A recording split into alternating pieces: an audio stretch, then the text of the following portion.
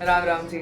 आज बड़े दिन बाद मैं वीडियो बनाने बैठी हूँ। थोड़ा काम की वजह से और थोड़ा स्टार्टे की वजह से मैं थोड़ा आलस कर गई थी, पर अब कोशिश करूंगी कि रेगुलर वीडियोस बनाऊं हर हफ्ते।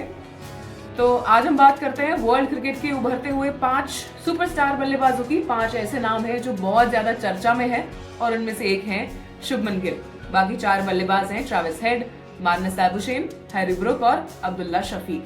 हेड और लाबुशेन आप जानते हैं ऑस्ट्रेलिया से हैं, हैरी ब्रूक इंग्लैंड से हैं और अब्दुल्ला शफीक पाकिस्तान से। इन 5 क्रिकेटरों में सबसे ज्यादा हल्ला शुभमन गिल का है, लेकिन आंकड़े जो कहते हैं वो ये कि इन चारों के मुकाबले शुभमन गिल की बैटिंग कुछ खास नहीं रही है। और जैसा कि आप सभी जानते हैं कि टेस्ट क्रिकेट को ही असली क्रिकेट कहते हैं। जो बल्लेबाज टेस्ट में बेस्ट होता है उसकी इज्जत क्रिकेट की दुनिया में सबसे ज्यादा होती है। राहुल द्रविड़ और वीवीएस लक्ष्मण जैसे खिलाड़ी टेस्ट में बेहतरीन प्रदर्शन की वजह से ही महान कहलाए। अब आपको 24 साल के शुभमन गिल का टेस्ट परफॉर्मेंस दिखाते हैं। टॉप 3 में बैटिंग करने वाले गिल ने 19 टेस्ट की 35 पारियों में 2 शतक की मदद से 994 यानी 994 रन बनाए हैं और उनकी औसत है सिर्फ 31 की। अब इतनी औसत तो किसी बॉलिंग ऑलराउंडर की भी होती है। 30 साल के ट्रेविस हेड ऑस्ट्रेलिया की ओर से मिडिल ऑर्डर में खेलते हैं। इन्होंने अब तक 44 टेस्ट खेले हैं, 73 पारियां खेली हैं और 6 शतक की बदौलत 2975 रन यानी करीब 3000 रन बनाए हैं और इनका औसत है 43.75 का यानी लगभग 44 का। ऑस्ट्रेलिया के ही बल्लेबाज मार्नस लाबुशेन का टेस्ट आंकड़ा देखिए। 29 साल के लाबुशेन ने 45 टेस्ट खेले हैं यानी 80 पारियां खेली हैं, 11 शतक की बदौलत 3874 रन बनाए हैं और औसत है 51.65 का।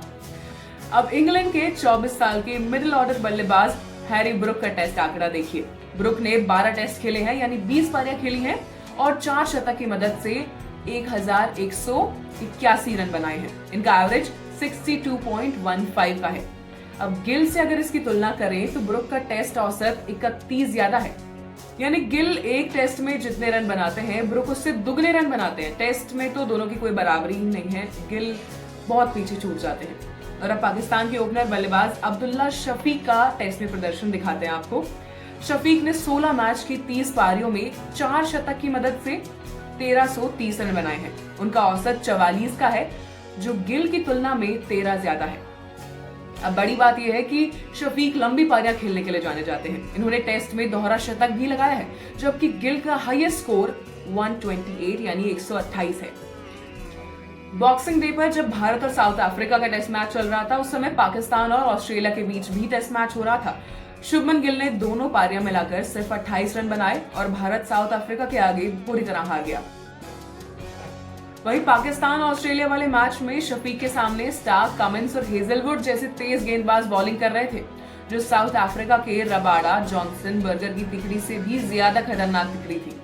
लेकिन फिर भी शफीक ने पहली पारी में अपनी टीम की ओर से सबसे ज्यादा 62 रन बनाए और उस पारी की बदौलत पाकिस्तान ऑस्ट्रेलिया को टेस्ट में कम से कम टक्कर देने की स्थिति में तो रहा।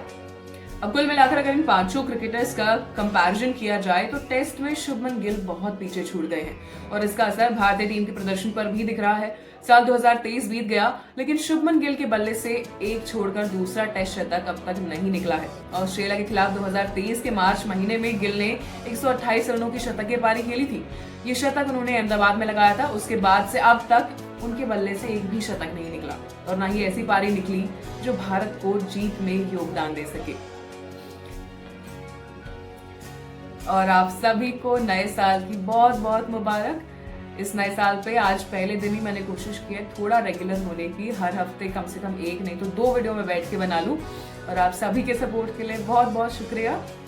आज अब ठंड हो रही कसौती, मैं जाऊं अंदर जाके रजाई बढ़ूं और तुम भी ध्यान रखो, ठंड से बच के रहो, अपने रजाई में रहो और बूंद का लड्डू खाओ।